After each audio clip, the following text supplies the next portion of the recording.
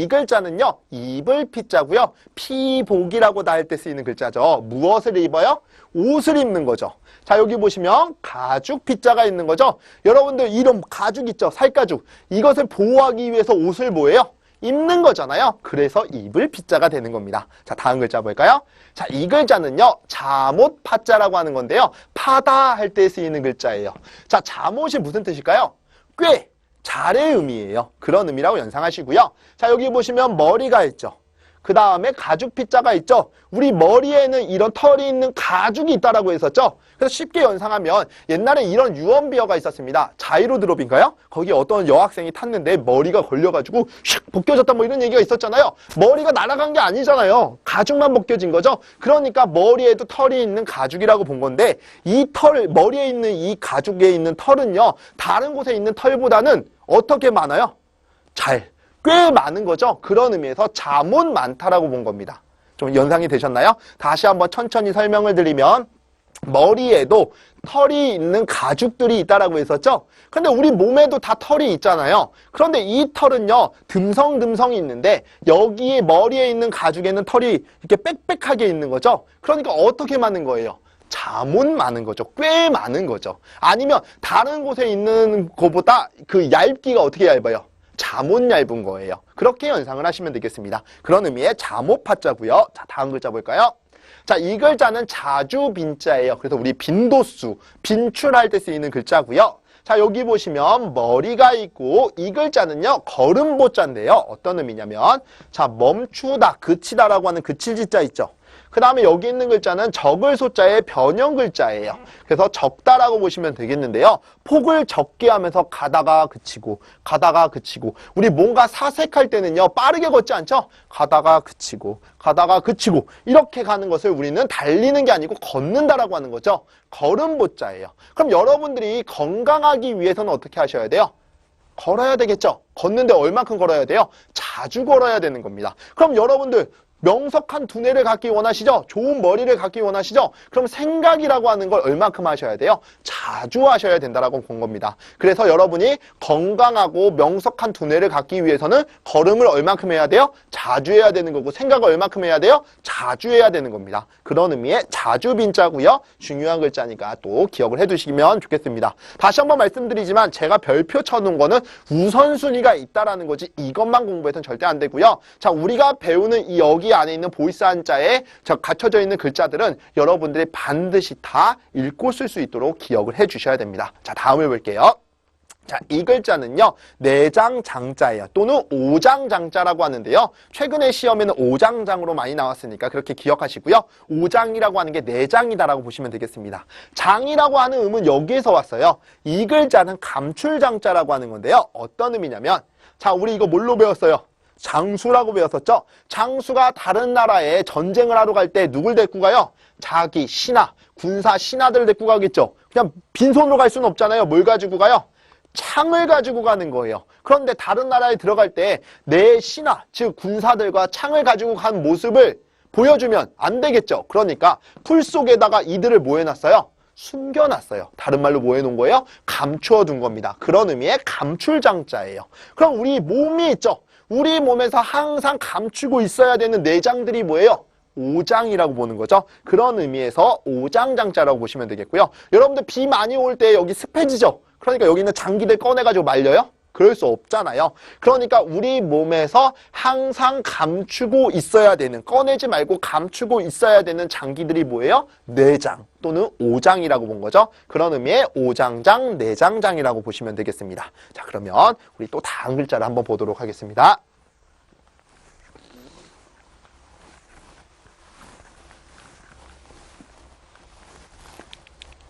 네, 이 글자는요, 장엄할 장자라고 하는 거고요. 자, 여기 장엄하다가 뭐예요? 뭔가 크고 웅장한 것을 장엄하다라고 하잖아요. 자, 요 밑에 있는 글자가 씩씩할 장자예요. 자, 여기는 장수장자가 있죠. 그 다음에 선비사자가 있죠. 자, 제게 아들이 2명 있었습니다. 한 명은 장수요, 한 명은 선비입니다. 이들은요, 나라를 위해서라면 자기의 목숨도 버릴 수 있어요. 그러면 씩씩하다라고 볼 수 있는 거죠. 그런 의미의 씩씩할 장자로 기억하시고요. 자, 그 다음에 풀이 있습니다. 풀이 씩씩할 정도로 자랐대요. 그러면 크고 웅장하다라고 볼 수 있는 거죠. 그걸 다른 말로 뭐라고 해요? 장엄하다라고 한 겁니다. 그런 의미의 장엄할 장자고요. 다음 글자 볼까요? 자, 이 글자 아까 했었네요. 감출장자잖아요. 장수가 전쟁을 하기 위해서 자기의 군사, 신하들을 데리고 가죠. 빈손으로 갈 수 없으니까 뭘 갖고 가요? 창을 가지고 가죠. 그 다음에 이들을 발각되면 안 되니까 어디다 숨겼어요? 네, 풀에다 숨겼죠. 다른 말로 감추어 둔 거다라고 해서 감출장자라고 했었습니다. 자, 다음 글자 볼게요. 자, 이 글자는요, 빠질 함자고요. 자, 이 글자는요, 빠질 몰자예요. 그래서 함몰 할 때 쓰이는 글자고요. 일부러 제가 2개 다 띄웠던 겁니다. 자, 그러면 하나씩 볼게요. 자, 빠질 함자인데요. 어떤 의미냐? 여기 보시면 절구구자가 있죠. 절구를 만들기 위해서는 우선 통나무가 필요하겠죠. 그 안쪽을 이렇게 파 들어가야 될 거 아니에요. 파기 위해서는 도구가 필요하죠. 뭐가 필요해요?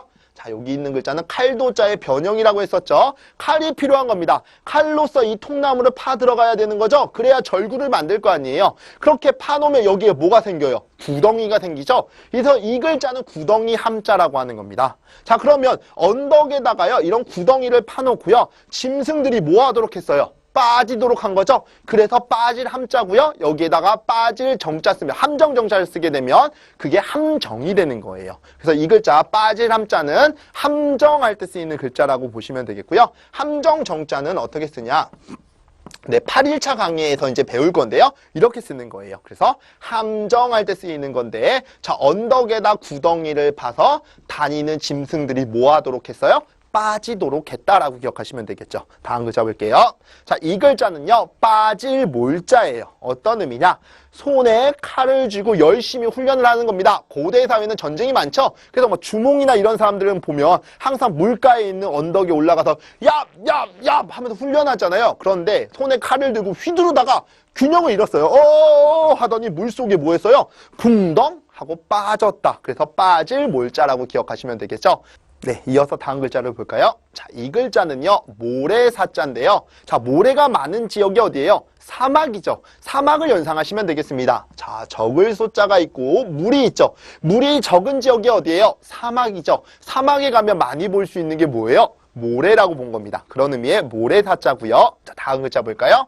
자, 이 글자는요, 뜰범자예요. 자, 물 위에 뜬다라고 기억하시면 되겠죠. 옆에 있는 글자는 모두범 또는 무릇범자라고 하는데요. 무릇이라고 하는 건 뭐예요? 일반적으로 모든 것, 보통의 것들이라고 보는 건데요. 자, 여기 보시면 우리가 구멍, 공간이라고 했었죠? 우리 공간에는 항상 물건을 채워 넣죠. 일반적으로 공간이 있으면 거기에다가 물건을 이렇게 채워 놓는다라고 본 거예요. 그게 일반적인 거다라고 본 거죠. 그것을 무릇, 보통은 이렇게 공간이 있을 경우에는 물건을 채워 넣는다라고 보는 겁니다. 그런 의미에서 무릇범자라고 보시면 되겠고요. 자, 그 다음에 물이 있죠.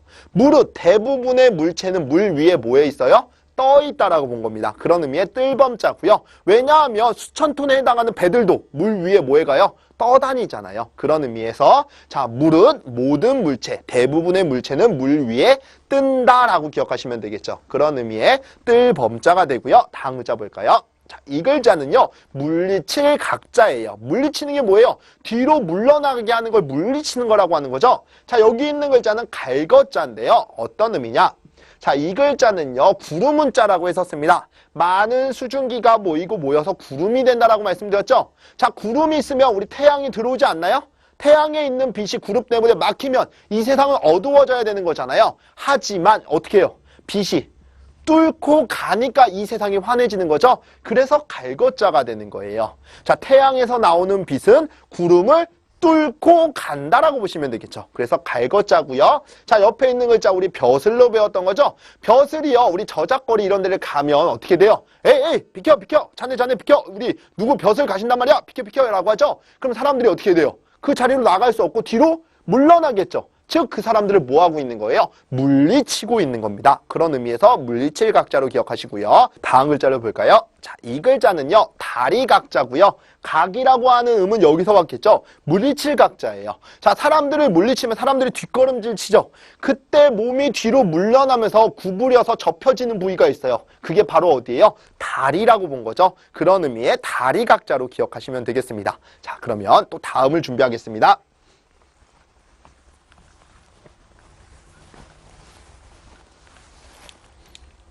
자, 이 글자는요, 덮을 개자예요. 자, 어떤 의미냐면 그릇이 있고 가다가 있고 풀이 있죠. 자, 그릇에다가요, 아주 따끈따끈한 음식을 만들었어요. 그 음식을 가지고요, 왕에게 찾아가는데 이 음식이 식으면 안 되겠죠? 그러니까 아주 크고 넓은 풀을 가지고 그 위를 뭐해가요? 덮어간다라고 연상하시면 되겠죠. 그런 의미의 덮을 개자라고 기억하시면 되겠고요. 우리 식당에서 배달할 때도 그렇잖아요. 손님에게 내어주는 그 음식이 식으면 안 되죠. 그래서 그릇에다 음식을 담아서 갈 때는 식지 말라고 신문지 같은 걸로 덮죠. 예전에는 신문지가 없으니까 크고 넓은 풀을 가지고 덮어갔다라고 보시면 되겠네요. 자, 다음 글자 볼게요.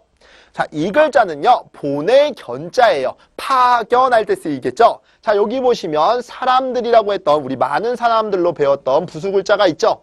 그 다음에 가운데 중자가 있고 한일자가 있는데요.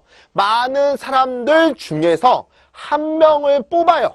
뽑아서 그 사람을 지방으로 가도록 했습니다. 그럼 그 사람을 파견 뭐 한 거예요? 보낸 게 된 거죠. 그런 의미의 보낼 견자가 되는 겁니다. 그럼 파자 할 때는요, 물갈래 파자라고 해서요. 자, 이렇게 합니다. 그래서 파견이 되는 겁니다. 자, 그래서 사람들 중에서 한 명만 부산으로 가라고 했습니다. 그 사람을 파견 보냈다. 전출 보냈다라고 보시면 되겠죠. 그래서 보낼 견자가 되는 거고요. 자, 다음 글자 볼까요? 자, 이 글자는 벼슬 경자예요. 자, 벼슬이라고 하는 사람이 어떤 모자를 썼는지 그걸 먼저 연상하시면 되겠는데요. 자, 이 글자는요, 우리 토끼 묘자라고 하는 거죠. 벼슬들의 모자를 보면 토끼의 귀처럼 크고 높은 이런 모자를 썼었죠. 그런 사람이고요. 그 다음에 이 글자는 우리가 지난번에 배운 것처럼 흰백자의 비수비자로 바꿀 수 있다라고 했었죠. 근데 비수비자는 어떤 의미도 있다라고 했어요? 숟가락의 의미도 있다라고 했었죠. 하얀 쌀밥을 숟가락으로 먹을 수 있는 신분이면서 이런 토끼의 귀처럼 크고 높은 모자를 썼다라고 본 겁니다. 그 사람들이 누구예요? 벼슬이라고 본 거죠. 그런 의미의 벼슬경자로 기억하시면 되겠고요. 자, 다음 글자 볼까요? 자, 이 글자는요, 잠깐 경자예요. 그래서 우리 잠깐이라는 시각을 뭐라고 해요? 경각이라고 하는 거죠. 그래서 경각할 때 이렇게 쓰는 거고요. 자, 여기 보시면 머리 열자가 있고 비수비자가 있죠. 머리에다가 짧은 칼을 딱 꽂으면 사람이 얼마 만에 죽어요? 잠깐 있으면 바로 죽겠죠. 그런 의미의 잠깐 경자라고 기억하시면 되겠습니다. 자, 지금 배운 내용들 다시 한번 꼼꼼하게 점검하시고 10번씩 읽어보시도록 하겠습니다.